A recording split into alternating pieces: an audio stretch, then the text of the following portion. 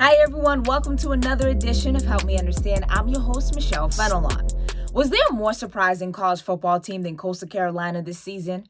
The answer is no, and a big part of the Chanticleer's success was junior tight end Isaiah Likely. He'll join me later to discuss his breakout year and help me understand how playing receiver in high school helped him dominate as a tight end. When Coastal Carolina tight end Isaiah Likely was in high school, he had just 2 stars next to his name. Now the rising senior is one of the most explosive tight ends in the country, and according to Pro Football Focus, one of the top 101 college football players from this past season.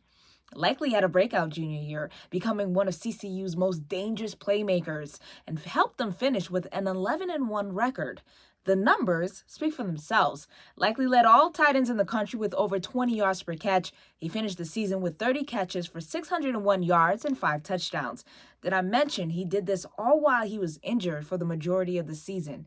He earned a spot on the All-Sunbelt Conference first team and finished on the Pro Football Focus All-American second team. The 6'4", 245-pound tight end was doing things you typically see from wide receivers, like 75 and 72-yard catches. That may be because he played the position in high school.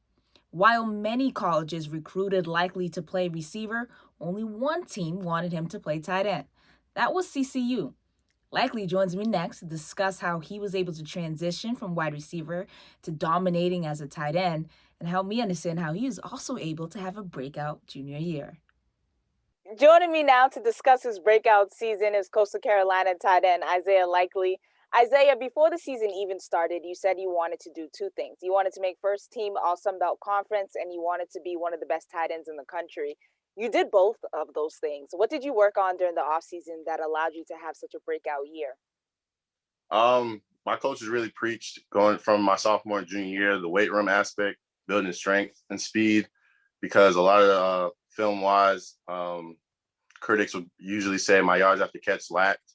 So this year, I really preached trying to score every chance and opportunity I got, getting the ball. Another aspect was diving into the film room, understanding defenses, dissecting coverages, fronts, and just knowing really where everybody's supposed to be as offense on the field. A lot of athletes will say they know when they're going to have a great game. They can feel it. You knew you were going to have a great year. At what point during the offseason did you know that, yeah, this was my year? Really, it was. That's a great question. I mean, talking to my coaches, really, when they put the aspect of playing at the next level in my head, like it's good to hear it, but once you like actually feel it in your actual like body and soul, it's like, hey, like I could really do this at the next level. That's when it clicks for you, and just everything just slows down, and you just start playing the game you love. Speaking of next level, Pro Football Focus named you one of the top 101 college football players from this past season. Only 2 tight ends made that list. You were one of them. After having such a great year, you make that list. Why did you make the decision to return to school? One of the biggest factors was family. I promised my mom I'd get a 4-year degree. Whether I had a spectacular junior year or not, I definitely made that promise to her and the family. Another aspect was just really just getting bigger and stronger and really picking up more in the game, going into another a full 4 years does impact a player in duration than just having 3 and going to the next level. So just understanding football more, the IQ purpose on and off the field, just I felt like was the best option. I can certainly respect that. You made a promise to mom that you had to keep. When you do return next year, you'll be a lot healthier. You played a lot during the season injured. We saw what you could do when you weren't fully healthy. What can we expect to see from Isaiah Likely at 100%? Just the kid, just when you see a smile on my face, when you see the ball in my hand, just wait for the magic to happen. Okay, I can dig it. I want to shift a little bit over to high school. You played receiver in the high school. How much did that past experience help you dominate as a tight end? It definitely helped a lot. Just with the whole footwork off the line, footwork in routes, coming in and out of breaks. So like having a jump start on that going into the college level, it was definitely a big help. So I could just focus on like inline blocking on the perimeter and stuff like that. You've been praised a lot for your blocking, your hands, your speed. In fact, you've been compared to New York Giants tight end Evan Ingram. Who are some tight ends in the league right now that you really study? I definitely study a lot of Travis Kelce, only for the simple fact that like Kansas City is more known for their passing game, having one of the greatest quarterbacks known to man, Patrick Mahomes. So just studying Travis Kelce, how he recognizes man and zone coverage, different ways how he beats defenders, whether it's a linebacker, safety, or a corner off the line. Like you said, I study a lot of Evan Ingram, and then the Raiders tight end. I just started watching a lot more of him.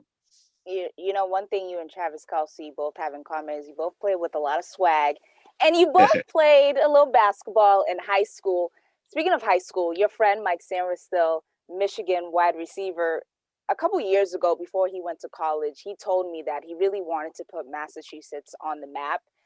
He's certainly doing that over there, and you did that this past season. Why is it so important for you to have people know that there's some talent that comes out of Massachusetts too?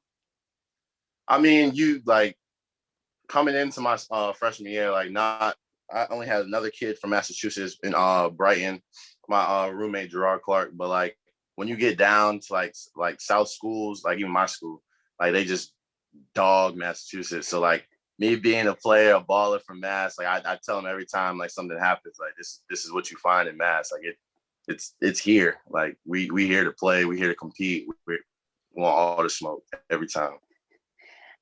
Just like you're putting Massachusetts on the map, you helped put Coastal Carolina on everyone's radar this past season, from 5-7 to 11-1, undefeated regular season. You have 20 of the 22 starters returning next year, including yourself. What can we expect to see from the Chanticleers next season? I mean, you guys see it on TV. We all love each other day in and day out. We'll all lay our bodies on line for each other. So we do this, post-game celebration at the end of the game that makes ESPN probably every week we win. So if you know Coastal Carolina football, watch for 14 new celebrations on a 14-0 season. So what I'm hearing is no losses, all wins.